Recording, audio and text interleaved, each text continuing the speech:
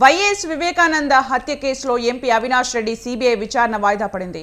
ఈ రోజు మధ్యాహ్నం 3 గంటలకు విచారణకు రావాలన్న సీబీఐ నోటీసులతో ఎంపీ అవినాష్ రెడ్డి సీబీఐ కార్యాలయానికి చేరుకున్నాడు. కాగా రేపు ఉదయం 10 గంటలకు విచారణకు హాజరు కావాలని సీబీఐ అవినాష్ రెడ్డికి సూచించింది. దీంతో అవినాష్ రెడ్డి అక్కడి నుంచి వెనుతిరిగారు. మరోవైపు అవినాష్ రెడ్డి ముందస్తు బెయిల్ పిటిషన్పై తెలంగాణ హైకోర్టులో వాదనలు ప్రారంభమయ్యాయి. కాగా వైఎస్ సునీతారెడ్డి కౌంటర్గా ఇంప్లీడ్ పిటిషన్ వేశారు.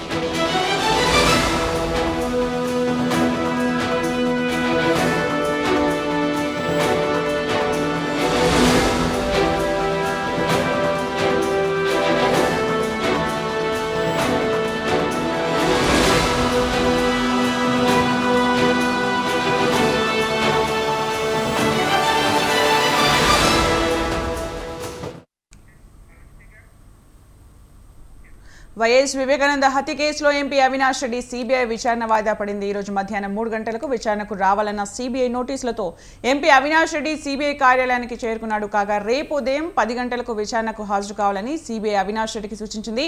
మరిన్ని అప్డేట్స్ మా ప్రతినిధి సిరాజ్ అందిస్తారు. లైవ్ లో సిరాజ్. ఆరోపణలు ఎదుర్కొంటున్న ఎంపీ అవినాష్ రెడ్డి మాత్రం హైకోర్టులో కూడా ఆశ్రయించడం జరిగింది. ముందస్తు బెయిల్ కోసం కూడా పిటిషన్ కూడా వేశారని కూడా చెప్పుకోవచ్చు. ఏవైతే కేవలం కాల్ లొకేషన్ అంతేకాకుండా దస్తగిరి, ఎర్రగంగారెడ్డి, అదేవిధంగా ఉమాశంకర్ రెడ్డి వీళ్ళు ఇచ్చిన కేవలం ఆ స్టేట్మెంట్తోనే ఇరికిచ్చే ప్రయత్నం సిబిఐ అధికారులు చేస్తున్నారు. సో ముందస్తు బెయిల్ ఇవ్వాలంటూ కూడా ఎంపీ అవినాష్ రెడ్డి హైకోర్టులో పిటిషన్ కూడా వేశారని చెప్పుకోవచ్చు. భాస్కర్ రెడ్డిని కూడా విచారణ పేరుతో పిలిచి సిబిఐ అధికారులు అరెస్టు చేశారంటూ కూడా పిటిషన్లో ప్రధానంగా మెన్షన్ చేశారు. సంబంధించిన పిటిషన్ ముందస్తు బెయిల్పై పిటిషన్ మాత్రం నేడు హైకోర్టులో ప్రస్తుతం అయితే వాదోపవాదాలు కొనసాగుతున్నాయి. అయితే ఏదైతే విచారణ పేరుతో ఎంపీ అవినాష్ రెడ్డిని అరెస్టు చేస్తారా అని చెప్పేసి సిబిఐ అధికారులను ప్రశ్నించినప్పుడు మాత్రం సిబిఐ అధికారులు మాత్రం అవసరమైతే ఖచ్చితంగా ఎంపీ అవినాష్ రెడ్డిని అరెస్టు చేస్తామంటూ కూడా సిబిఐ అధికారులు అయితే న్యాయస్థానానికి చెప్పడం జరిగింది. ఏవైతే వివేక హత్య జరిగిన ప్రదేశంలో మొత్తం టోటల్గా మర్డర్ జరిగింది, అంతేకాకుండా అక్కడ టోటల్గా అంటే ఎవిడెన్స్ అన్నిటి కూడా చెరే ప్రయత్నాలు చేశారు. భాస్కర్ రెడ్డి, ఉమాశంకర్ రెడ్డి, అదేవిధంగా అవినాష్ రెడ్డి కీలక పాత్ర పోషించారంటూ కూడా ప్రధానంగా సిబిఐ అధికారులు అయితే కోర్టుకు చెప్తున్నారు. అంతేకాకుండా ఆరోపణలన్నీ కూడా ఎంపీ అవినాష్ రెడ్డి చుట్టూ తిరుగుతున్నాయంటూ కూడా ప్రధానంగా చెప్తున్నారు. అంతేకాకుండా కాల్ లొకేషన్ కూడా అక్కడ ఉన్నట్టు కూడా ఎవిడెన్స్ అయితే చూపుతున్నాయంటూ కూడా ఇట్లా కోర్టుకు అయితే చెప్తున్నారు. ప్రస్తుతం వాదోపవాదాలు అయితే కొనసాగుతున్నాయి. ప్రధానంగా ఎంపీ అవినాష్ రెడ్డిని అరెస్టు చేస్తారని చెప్పేసి న్యాయస్థానం సిబిఐ అధికారులు ప్రశ్నించినప్పుడు ఖచ్చితంగా అవసరమైతే అరెస్టు చేస్తామని చెప్పేసి కూడా చెప్పడంతో ఇప్పుడు చర్చ మొదలైందని చెప్పుకోవచ్చు. ఎంపీ అవినాష్ రెడ్డిని అరెస్టు చేస్తే నెక్స్ట్ పరిణామాలు ఏ విధంగా ఉండబోతున్నాయనేది మాత్రం ఆసక్తికరంగా మారిందని చెప్పుకోవచ్చు. ప్రస్తుతం విచారణ కొనసాగుతుంది. ముందస్తుగా అవినాష్ రెడ్డిని బెయిల్ ఇస్తారా, బెయిల్ సంబంధించిన పిటిషన్ రిజెక్ట్ చేస్తారా, కాసేపట్లో దీనికి సంబంధించిన పూర్తిగా క్లారిటీ రానుంది. న్యాయస్థానంలో ప్రస్తుతం విచారణ కొనసాగుతుంది. విచారణ అనంతరం ఎటువంటి న్యాయస్థానం ఎటువంటి తీర్పు ఇచ్చిందో మనం వేచి చూడాలని కూడా చెప్పుకోవచ్చు. అలాగే సిరాజ్, వైఎస్ సునీతారెడ్డి కౌంటర్గా ఇంప్లీడ్ పిటిషన్ వేశారు. దానికి సంబంధించిన అప్డేట్స్ ఏంటి?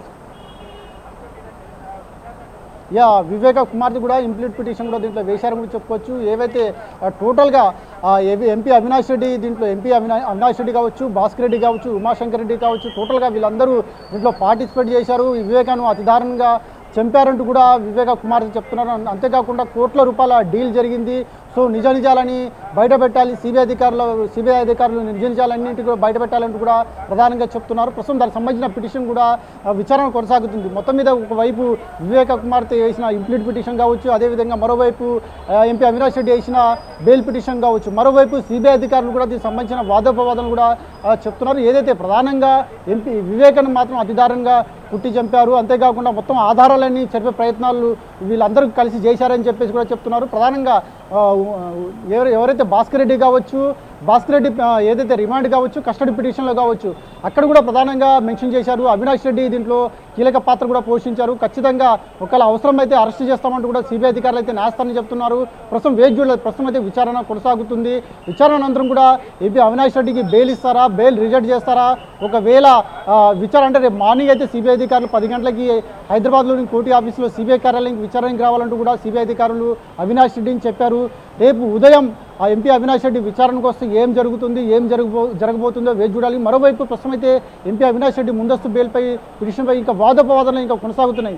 వాదోపవాదనల అనంతరం కూడా అవి చూడాలి ఏం జరుగుతుందో, ఏం జరగబోతుందో. మరోవైపు గతంలో కూడా ఎంపీ అవినాష్ రెడ్డిని సిబిఐ అధికారులు 4 సార్లు కూడా విచారించారు.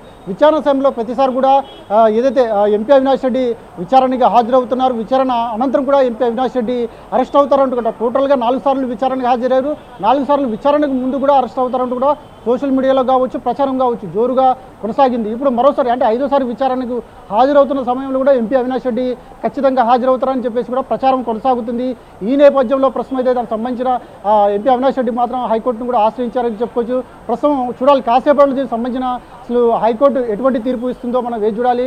బెయిల్ రిజెక్ట్ చేస్తుందా లేకపోతే బెయిల్ మంజూరు చేస్తుందా వేచి చూడాలి. రేపు 10 గంటలకు ఎంపీ అవినాష్ రెడ్డి హాజరవుతారా, హాజరుగారా అనేది మనం ఖచ్చితంగా వేచి చూడాలి. దీనికి సంబంధించిన పూర్తి క్లారిటీ మరి కాసేపట్లో రానుందని చెప్పుకోవచ్చు. Right, thank you Siraj for the updates.